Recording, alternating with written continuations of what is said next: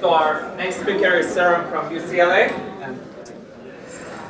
Thank you. Hi, so I'm Sriram, and I'm going to be talking about probabilistic inference today. So initially I was supposed to be giving a tutorial talk, but I decided that I'd also add some research results, and hopefully it's a hybrid tutorial and research talk.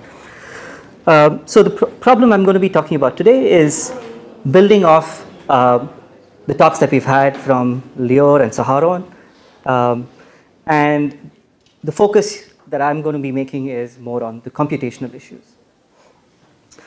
And so the main kind of thinking that we are motivated by is the large genomic data sets that we're accumulating. For example, there's the UK Biobank data set. This is a data set of 500,000 UK individuals. They're genotyped on an Illumina SNP chip of about 800,000 SNPs. There's whole genome imputation, hundreds of phenotypes.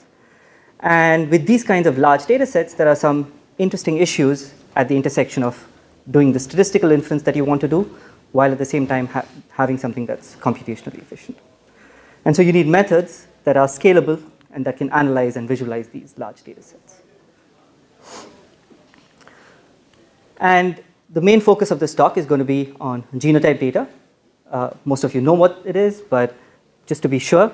So we are looking at positions along the genome where there are single nucleotide changes across individuals. So for example, here is a place in the genome where some individuals carry the A allele, whereas other individuals carry the G allele. So that's a SNP. And these SNPs are biallelic for most places in the genome. So we can code them by either a 0 or a 1. And because of the way genotyping technology works, we don't get to see which of your two parental genomes carries the 0 or the 1. So instead, we code it by saying how many of the two alleles you carry. So for example, this individual carries at this SNP 0 copies of the G allele. The second individual is heterozygous, so carries 1 copy of the G allele, and so on. So this is our input data. Our input data is a matrix of individuals times SNPs. Each entry of the matrix is a 0, 1, or a 2.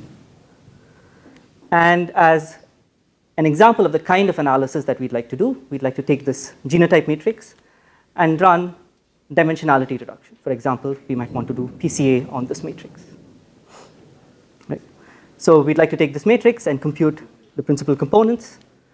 We'd like to figure out what are the projections of the individuals along the principal components, and finally come up with a map of Europe, for example. So now let's talk a little bit about PCA, getting into the details of the computational issues in doing this, and see where new methods might be needed. So here's the basic problem. So in PCA, we are trying to find a low-dimensional representation of our input matrix. So we have X, which is our genotype data, M by N, and we like to write it as a product of two other matrices, W and Z. So W is a matrix which is M by K, where K is presumably a small number. And so this is a matrix which we're going to require to have orthonormal columns corresponding to the principal components. And then the Z matrix is the projection of each individual's genotype along the principal components.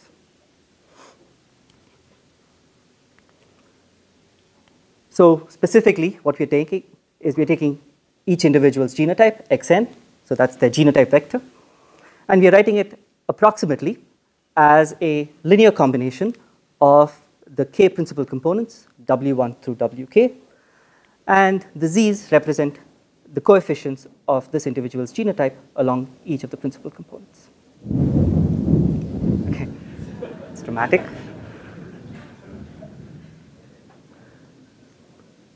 All right, so now we can write this in matrix notation. So we collect all of the k principal components into this matrix. So this is our M by K matrix W.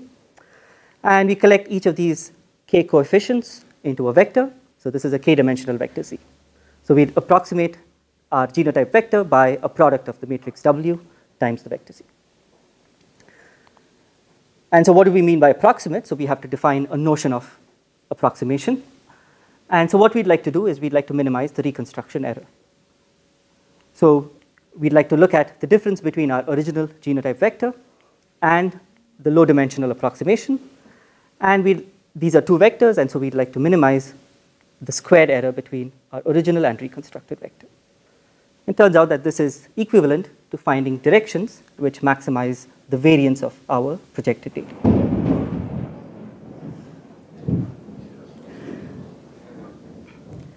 So this is our problem that we're trying to solve. So we have two quantities. We have W and Z. And so we'd like to find values for W and Z that minimize the subjective function. It turns out it's often easier to write this in matrix notation. So we're going to collect all our genotypes into a matrix X, collect all the Z's into another matrix Z. And so we'd like to minimize the difference between X and W, Z in terms of the Frobenius norm. So the Frobenius norm is simply looking at every entry of the matrix, squaring it, and taking the sum. We're going to assume the data is centered. So the mean is 0. And for this problem to be identifiable, we need to put some constraint. So our constraint is going to be the columns of W, which are the principal components, are orthonormal. It turns out you can solve this problem by computing the k top eigenvectors of the data matrix of X, and setting our principal components to be the top k eigenvectors of the sample covariance matrix of our data. So this is why principal components is so often used. It has a very simple solution. There are standard solvers out there for solving this problem. So what are some challenges? So how do you actually compute these principal components? So the way you would often do this is by writing what's called the SVD of your data matrix. And if you have a data matrix which is m by n, the cost of computing the SVD scales something like this. So it's quadratic in the smaller of the two dimensions. So this is generally okay if you have either a fat matrix or a tall matrix, if you have small number of individuals, many SNPs, or if you have many individuals, small number of SNPs, then this is a reasonable algorithm to use. But let's say you're talking about the UK Biobank. Now you have 500,000 individuals, 500,000 SNPs.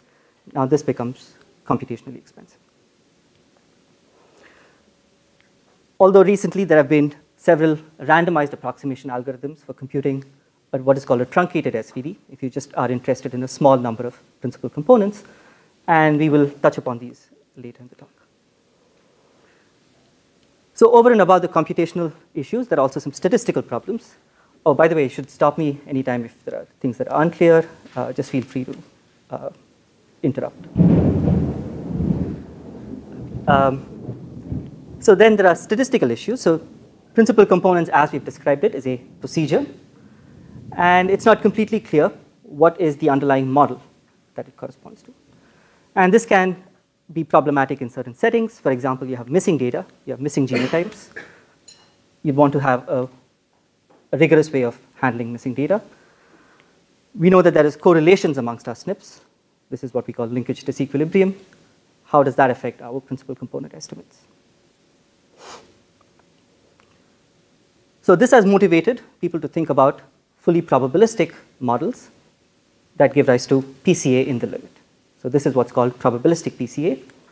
And this work traces its origins to work in the machine learning community to about 20 years ago. So the key papers are papers by Roweiss and Tipping and Bishop. And so what probabilistic PCA does is it gives you a generative model for your data. So it tells you, conditioned on some parameters, quantities, how do I actually generate my data? So here is the basic idea behind probabilistic PCA.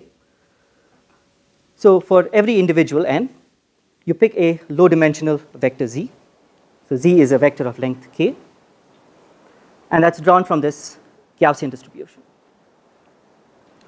So conditioned on this low dimensional vector z and our parameters w, and there's an additional variance parameter, we generate the data for this individual.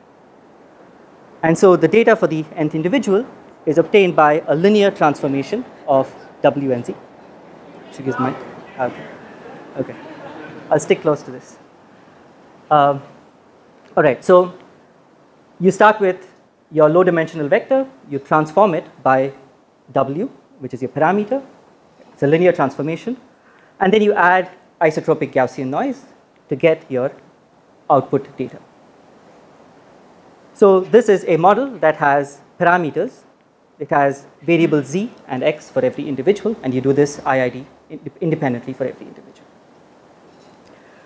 So now we can write down, given n individuals, what's the probability of seeing both x and z given our parameters. And this is independent, so it factorizes into a product across n individuals. And this joint distribution can be written as a product of this conditional distribution times the probability of z. So what this PCA model is, probabilistic PCA model is essentially doing is it's writing the covariance of our data matrix X as a sum of two quantities. One is a low rank component that's given by WW transpose. So W is an M by K matrix, so it's low rank, plus noise. So this is the kind of assumptions that go into a probabilistic model of PCA. So PCA, probabilistic PCA, is a latent variable model, and it has parameters that corresponds to the matrix W and the noise variance. It has a hidden variable or a latent variable Z, and it has observations or data X. And what this model does is it defines a joint distribution over the data and the hidden variables conditioned on the parameters. Of course, you don't get to observe the hidden variables. What you get to observe is only the data. So what we are interested in is the marginal distribution over our data given the parameters. And that can be obtained by integrating out the hidden variables in the joint distribution. Okay. So this is a statistical model. So now you can write down the likelihood and try to estimate the parameters. So you can write down the log likelihood for the probabilistic PCA model. Because every one of your data points is independent, the log likelihood is the sum of the log likelihood for each of the data points. And this in turn is the marginal distribution of the nth data point, which is obtained by integrating out the hidden variables. So this is kind of the key problem in any kind of latent variable model. The fact is you have these hidden variables. If you were to be able to observe the hidden variable, estimating parameters is easy, but you don't get to observe them, so you have to compute an integral of this kind. So in general, computing this integral can be challenging except the simplest cases. It turns out the probabilistic PCA is one such simple case where we can analytically compute this integral. So this was basically the result that Cheyenne mentioned in his talk, and so did Saharon, where if you take a Gaussian random variable and you compute a linear transformation of this Gaussian random variable, the output is another Gaussian random variable. So we can compute the answer to this question. So what that means is if I were to take a given setting of the parameters, I can actually evaluate the likelihood. And so I can now compute the maximum likelihood estimate by searching over all values of the parameters and picking the ones that maximize the likelihood. And what is interesting, and what was shown by Tipping and Bishop, is the maximum likelihood estimator from this probabilistic PCA model is obtained by looking at the k top eigenvectors of the sample covariance matrix times some rescaling of these eigenvectors that depends on the sample variance. So it turns out the maximum likelihood estimate is essentially what you would get by computing an SVD on your data. And as your sample variance goes to 0, in the limit you get PCA. So when sigma squared goes to 0, you essentially get back the eigenvectors, the top k eigenvectors. All right, so that's all fine and good, but the question is what have we gained by going through this exercise? What we have shown is you do the MLE, and the answer you're going to get for solving the MLE is simply computing the SVD. However, computing the SVD is just one way of computing the MLE. There are other ways of computing an MLE in a latent variable model. And one way to do this is what's called the EM algorithm. So the EM algorithm is an iterative algorithm to compute the MLE in a latent variable model.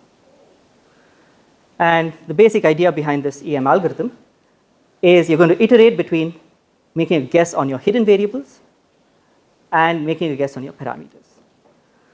So you're going to use the property that if you know either the hidden variables or the parameters, solving for the other is easy.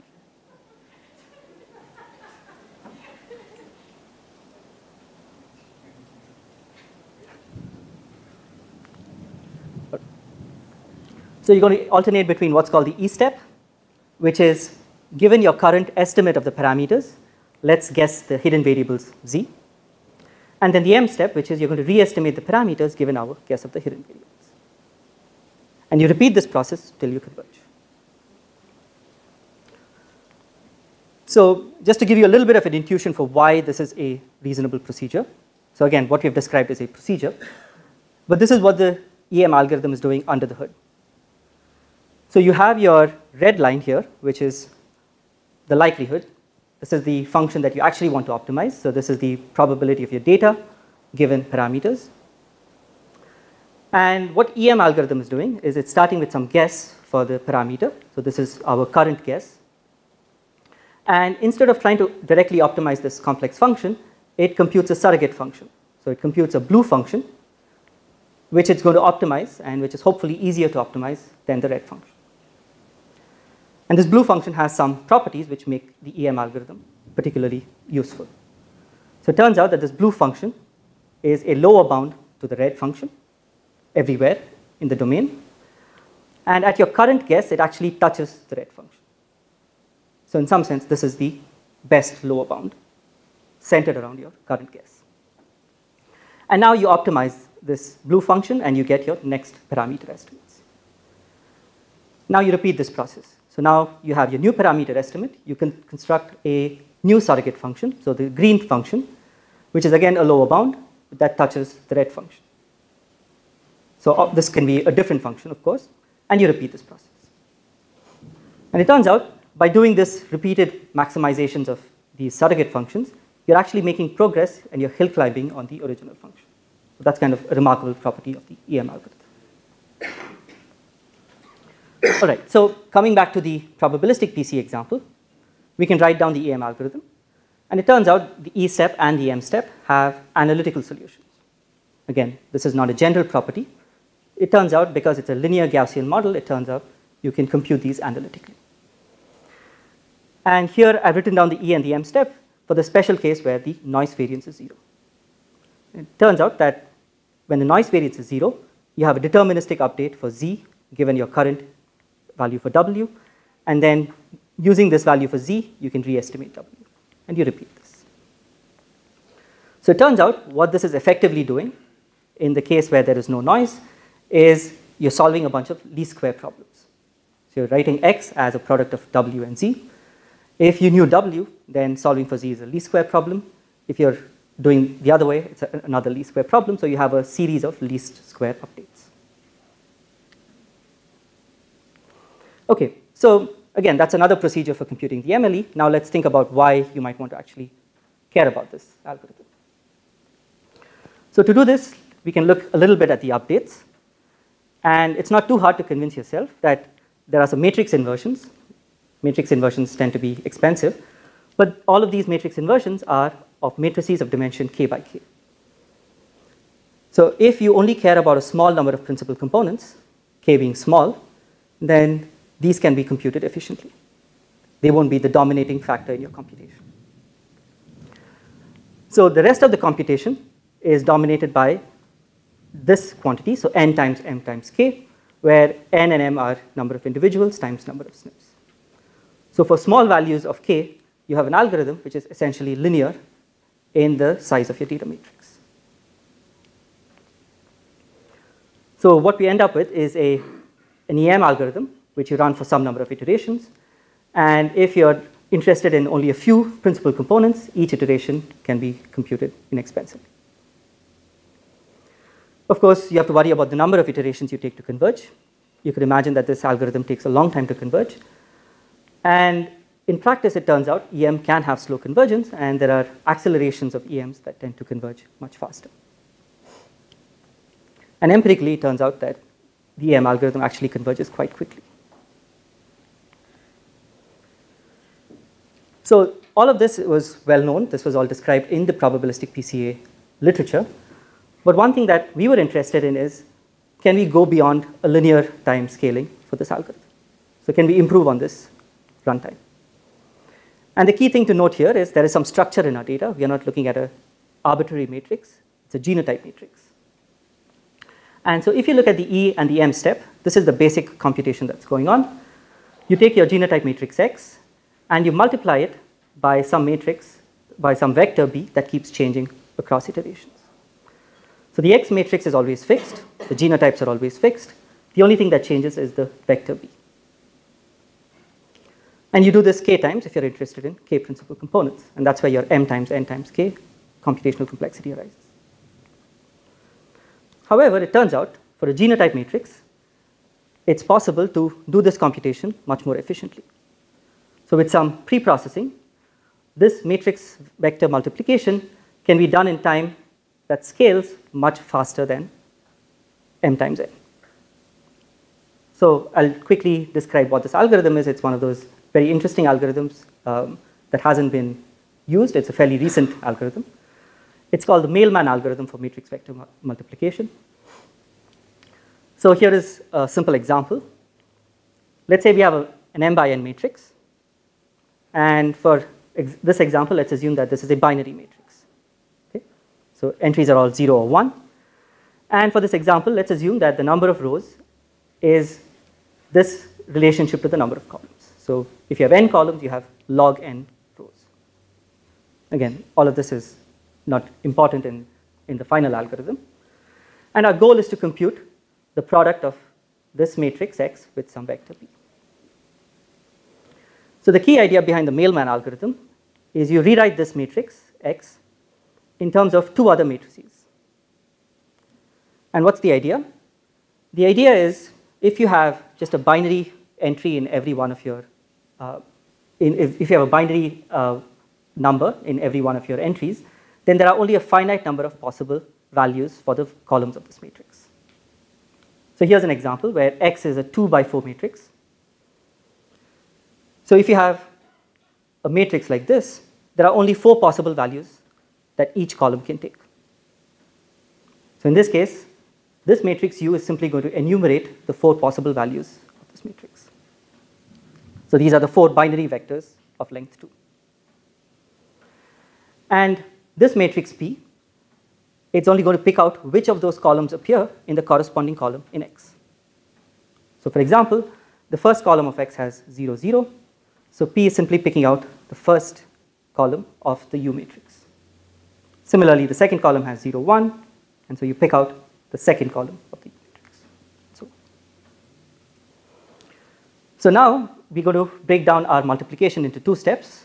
We first multiply our input vector by the P matrix, this matrix, and then we take the output and multiply it by the U matrix. And it turns out computing the first multiplication can be done in O of n time.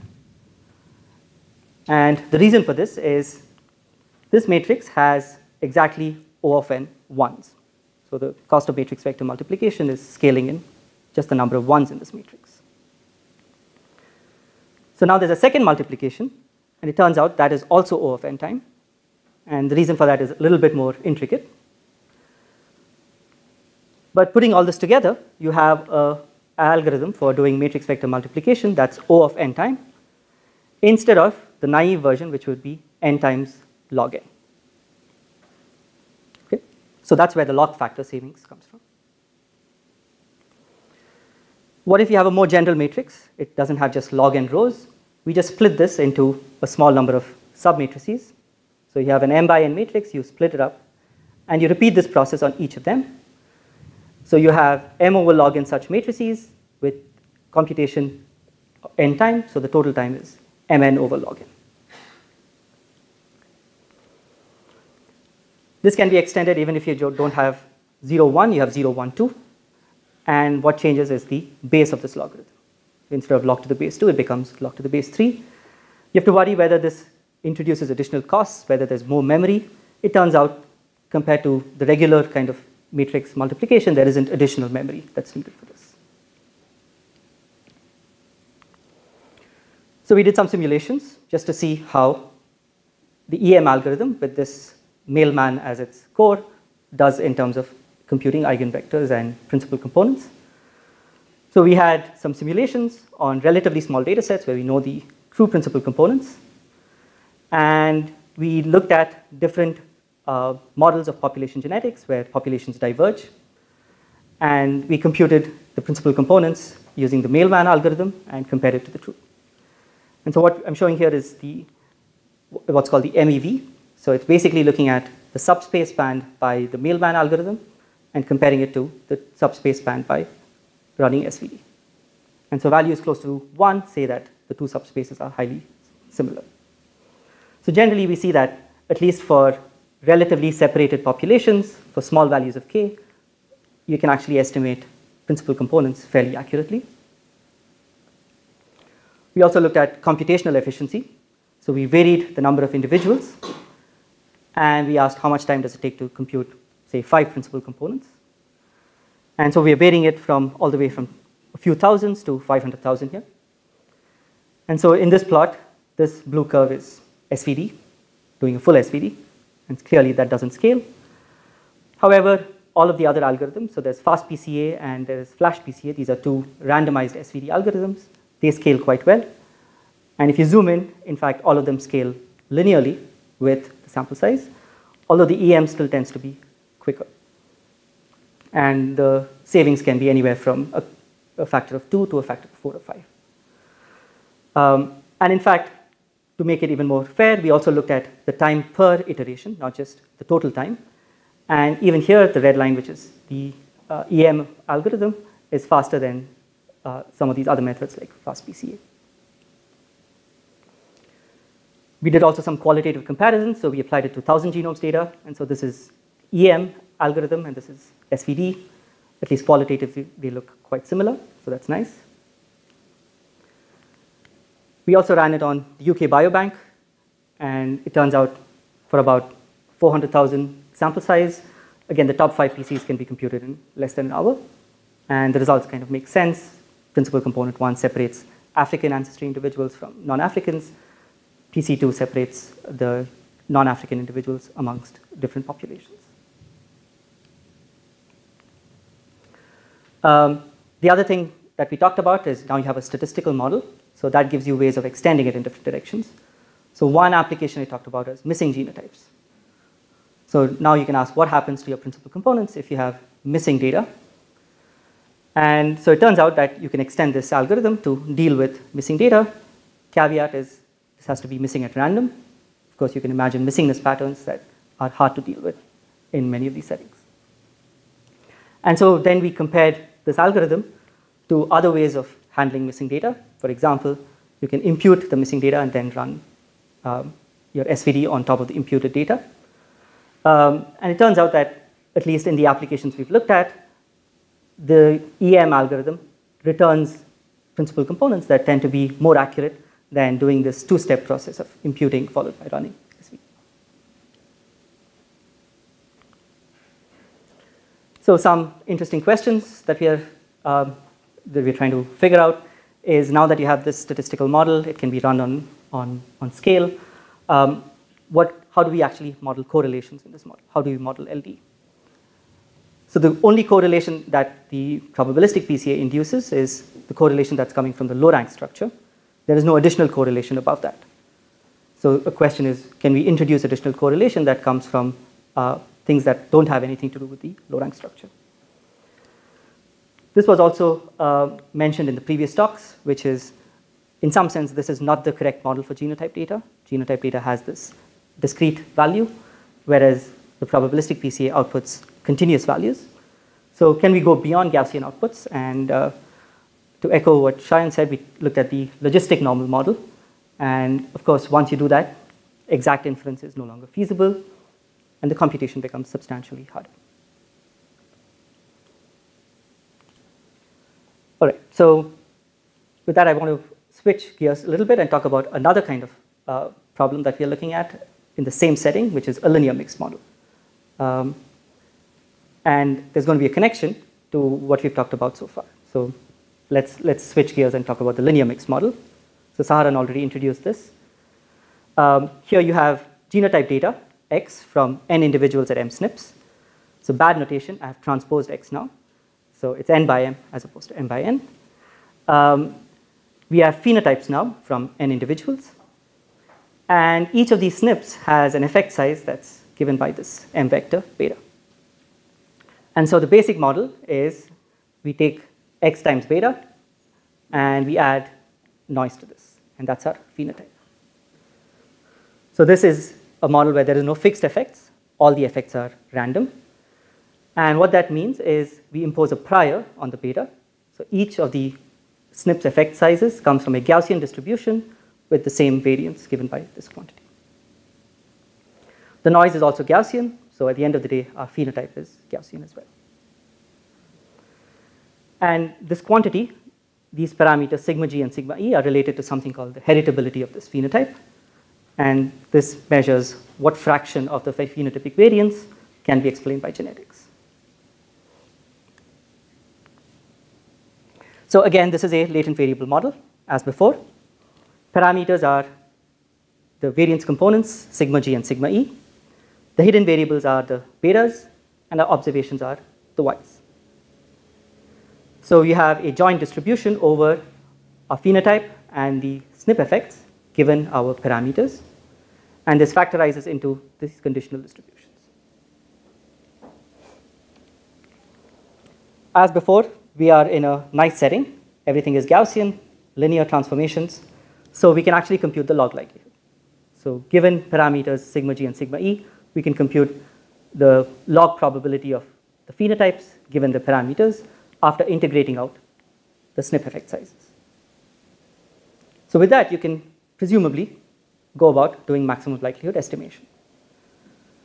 So there have been a number of methods that I've developed for this. There are methods that use gradients, so first order methods, the second derivatives.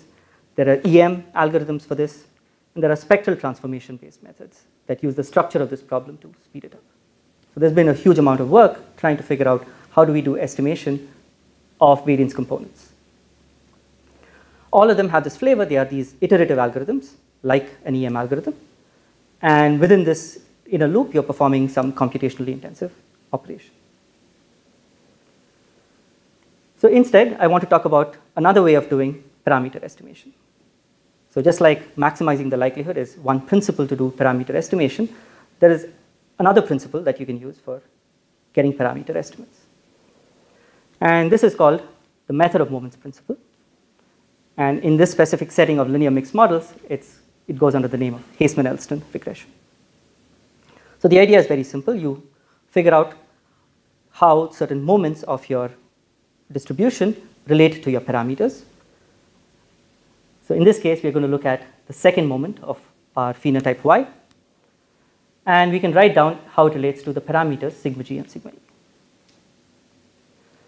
So now you use this equation and you plug in an estimator of your moments.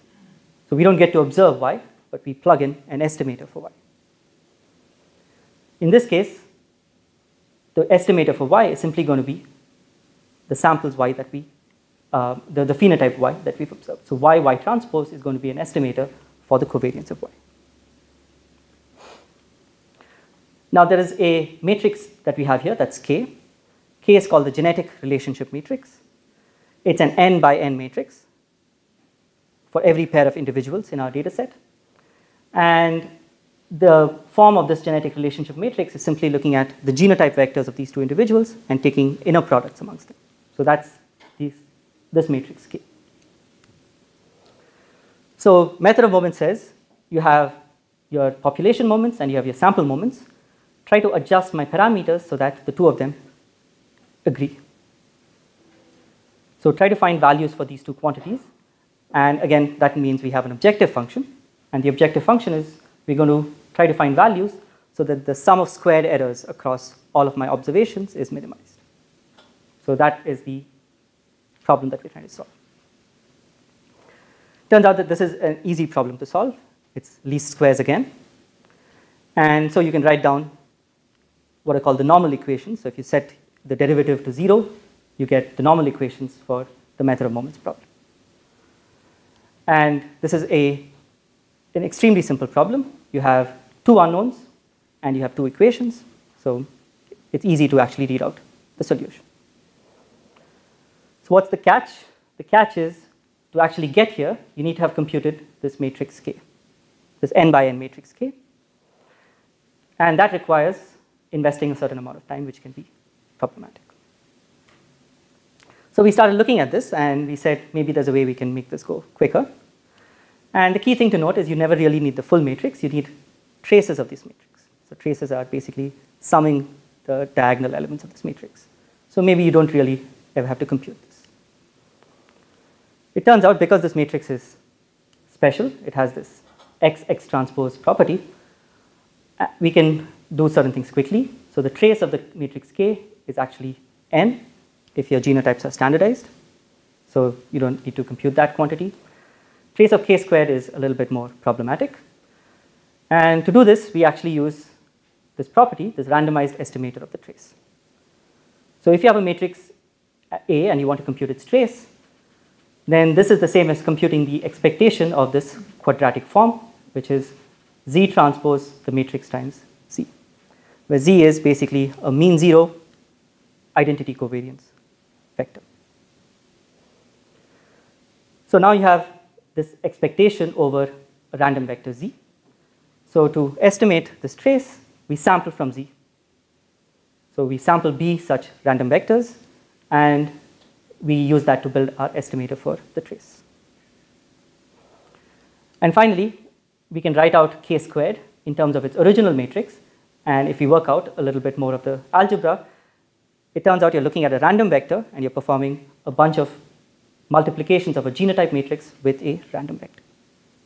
So you can guess where we're going. It's a genotype matrix vector multiplication problem, which we just figured out how to optimize using the Mailman algorithm. So putting it all together, you have this method of moments estimator, which is also sublinear in the size of your data set. It's a randomized estimator. So one thing you can ask is, how many samples do you need? How big does B need to be to get good estimates of your parameters? So we did some simulations. This is a fairly small data set, 5,000, where we can run an actual maximum likelihood method, that's GCTA, and we can compare the randomized estimator to it. And it turns out even very small values of B give us fairly good estimates of the heritability. So this is a heritability of 0.15 is the true heritability. And so you don't need too many random vectors to get good estimates. So in fact, we think anywhere between 10 to 100 is sufficient. We did some simulations to look at what is the statistical loss. So there is a price that you pay for using a method of moments instead of maximum likelihood. Method of moments tends to be less statistically efficient. In other words, you have wider standard errors, for example. And so we asked, compared to a method like GCTA, which is a true maximum likelihood, what is the loss? So here we are varying the number of samples. There's the true heritability. And we're comparing GCTA with a method of moments and a randomized method of moments. And kind of the punchline is randomization doesn't lose you much. You get pretty much identical results, although you lose something when you move from maximum likelihood to method of moments. So there's a small price that you pay. But the key thing that might make you choose this is this plot here, which is looking at the scaling of these methods as a function of the number of samples. And so blue here is GCTA. Red here is Bolt-Dremel, which is an approximate maximum likelihood method. And green here is this randomized method of moments. So on large data sets like the UK Biobank, there can be a clear advantage in using these kinds of methods. Okay, so just to summarize, I think a couple of takeaways that I want to emphasize is this point of view of latent variable modeling. This way of thinking about a lot of these problems rather than as procedures is very general. And once you cast it as an appropriate latent variable problem, you can use all of the statistical methodology that's been developed to get estimators for these problems. So you have maximum likelihood or method of moments. And which one you want to use depends on trade-offs that you're making in terms of statistical versus computational properties. The other thing I want to emphasize is this utility of the EM as this general purpose algorithm and its variance, of course, which I haven't talked about. All the cases that we've talked about so far are the easy ones. It turns out for general cases, you might have to go beyond the EM and consider approximations. And there's a whole literature on how do you do efficient approximate inference. So restricting ourselves to PCA, I think this latent variable view of PCA is good because it allows us to figure out how to generalize it to different settings, like the missing genotype setting, the LD setting, and so on. And as a kind of a side benefit, we get an efficient inference algorithm. So that's nice. And this thing of having this fast matrix vector multiplication, where this genotype matrix is being constantly used in an inner loop, I think that's an interesting idea. And it could be quite widely applicable. A couple of comments there. There's a gap between theoretical and practical speedups. If you look at the theory, you should get a log factor speedup. In practice, we get a speed of about 4. Why that is, I think that's because the standard BLAS algorithms have been highly optimized, whereas this is something that we have just written ourselves. So I think there could be a reason to explore additional optimizations there. The second thing is it's highly modular. So wherever there is a problem in genotype analysis, where at its core you have this computation, you could imagine that this algorithm could be potentially useful. And again, in linear mixed models, we talked about the same kinds of ideas, where there's a method of moments estimator that can also be modified for scalability. And again, this principle could be also more widely applicable. So mixed models are used in a lot of settings, not just for heritability estimation. They're used to what's called partition the heritability along different parts, components of the genome. They're used in association analysis. They're used in gene set association testing. So you could imagine that this is applicable in those settings as well. Right. So let me acknowledge everyone who's done the work. So the PCA work was led by Aman Agarwal, who was a summer undergraduate student here, who was here last year, and he's been really pushing this work. That's phenomenal. The heritability estimation, that's been led by Ariel. And we have a paper describing the heritability estimation as well as code. The PPCA work is still in progress, but we have code available if you're interested in trying. And there are also postdoc positions, so if you're interested, come talk to me.